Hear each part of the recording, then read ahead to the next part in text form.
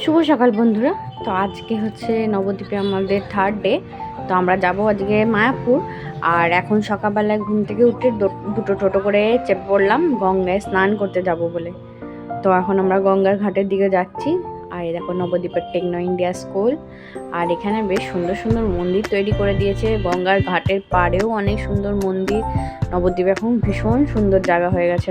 নবদ্বীপ অবশ্যই একটা ধাম জায়গা, ভালো তো বটেই, কিন্তু এত সুন্দর করে সাজিয়ে গুছিয়ে রাখছে নবদ্বীপটা। আর এখানে রয়েছে একটা বড় শিব মন্দির।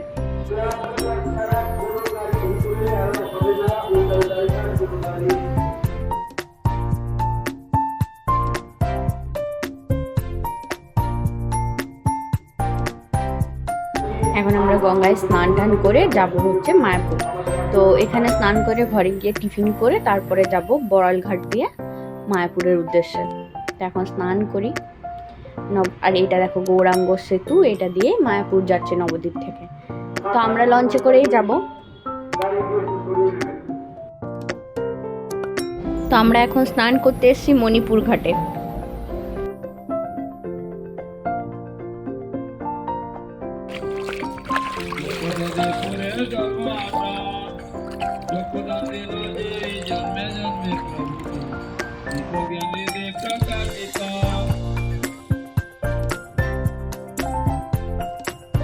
তো এখানে আমাকে বাবা বলছিল চলো তোমাকে ধরে ডুব দিয়ে দিই, কিন্তু আমার ডুব দিতে ভয় লাগছিল, ওই জন্য আমি মগে করে স্নান করছিলাম।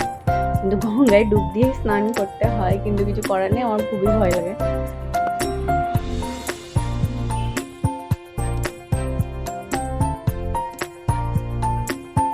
তো এখন আমরা টিফিন খেয়ে বেরিয়ে পড়েছি টোটো ধরে। যাব হচ্ছে বড়াল ঘাটে। বড়াল ঘাটে লঞ্চের জন্য টিকিট কাটবো। তো 10 টাকা করে নবদ্বীপ থেকে মায়াপুর যাওয়ার টিকিট। রাত 8টা অবধি চলে লঞ্চগুলো, আর নৌকায় হচ্ছে 5 টাকা করে।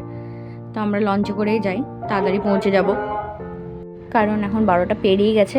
মন্দিরের তো বন্ধ হয়ে যাবে, মন্দিরের দরজা তো বন্ধ হয়ে যাবে। রাধা মাধবকে দর্শন করা হয়তো হবে না, কিন্তু যেহেতু আমার বাবা কখনো আসেনি নবদ্বীপ মায়াপুর, তাই জন্য আমি মায়াপুরটা একটু ঘোরাতে নিয়ে যাচ্ছি, যে মায়াপুরটাও দেখো, মানে গঙ্গা পেরিয়ে এপার ওপার করতেও তো বেশ ভালো লাগে, এটাও একটা নতুন ধরনের অভিজ্ঞতা। ওই জন্যই বাবাকে নিয়ে যাচ্ছিলাম হচ্ছে মায়াপুর। আর নবদ্বীপে যেহেতু এখন রাস চলছে, ওই জন্য নবদ্বীপের সমস্ত মঠ টটগুলো অতটাও খোলা বা সব কিছুতে অ্যালাউ নেই, কারণ টোটো চলছে না। টোটো না ছাড়া নবদ্বীপটা ঘোরা হেঁটে হেঁটে সম্ভব নয়। তাও বাবা 2-4 বার করে বাজার যাচ্ছিল আর আসছিল, ওটাই ভালো লাগছিল। স্টেশনে বসছিল, নিজের মতো করে ঘুরছিল। তাও মায়াপুরটা আমি নিয়ে গেলাম, একটুখানি আমারও ঘোরা হবে। গোপালের টুকটাক জিনিস কিনতে আমার খুব ভালো লাগে, সেই জন্যই আমার মায়াপুর যেতে ভীষণ ভালো লাগে। তো এখন আমরা লঞ্চ থেকে নেমেও পড়েছি, আর মায়াপুরে এখান থেকে যাবো টোটোয় করে ইস্কন মন্দিরে। তো ঘাট থেকে মন্দির অবধি নিয়ে যেতে আমাদের 20 টাকা করে মাথা পিছু পড়লো, আর লঞ্চে 10 টাকা করে মাথা পিছু লেগেছিল। আর বাকি পুরো মায়াপুর ঘোরাবে বলছিল, মানে নিমাইয়ের জন্মস্থান, আরও বিষ্ণুপ্রিয়া মন্দির, এইগুলো সব ঘুরিয়ে আরও অনেক টাকায় 550 টাকা মতো বলছিল টোটোতে। আমি বললাম যে কোনো দরকার নেই, মন্দিরের ভেতরটায় ঘুরবো, গোশালা আছে, মার্কেট আছে, সেগুলোই এখন আপাতত ঘুরে দেখি।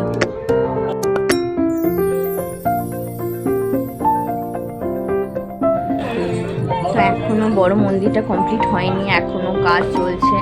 আর এই যে ইস্কন মন্দিরের ভিতরটা, জয় শ্রী রাধে, এখানে মন্দিরে মানে এদিক দিয়ে টেম্পলের ভেতরটায় যাওয়া যায়। আর আমরা বাইরেতেই আশপাশটা ঘুরে দেখছিলাম।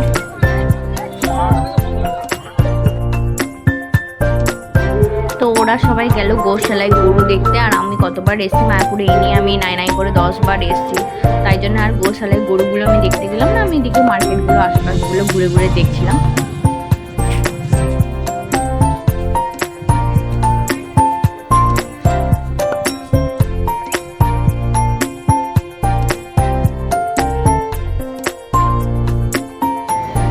এই ব্যাগগুলো আমার বেশ ভালো লাগলো, বেশ বক্স টাইপের ব্যাগগুলো।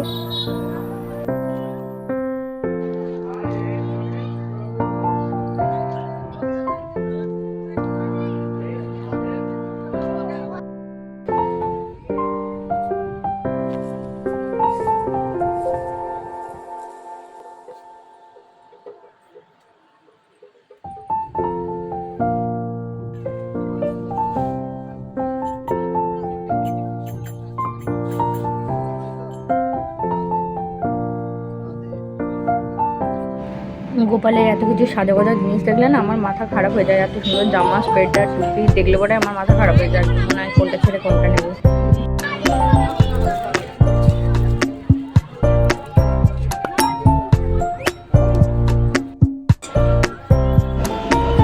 তো এখানে ঘোরাঘুরি টুকটাক কেনাকাটি শেষ, আর এখানে গোপী ড্রেসগুলো দেখছিলাম। প্রায় 1000 টাকার নিচে তোমার মন পছন্দের মতো হবে না। তো এখন আর কোথাও যাওয়া টাওয়ার নেই বলে আমি আর এগুলো নিলাম না। আর এটা হচ্ছে প্রভুদের সমাধি মন্দির।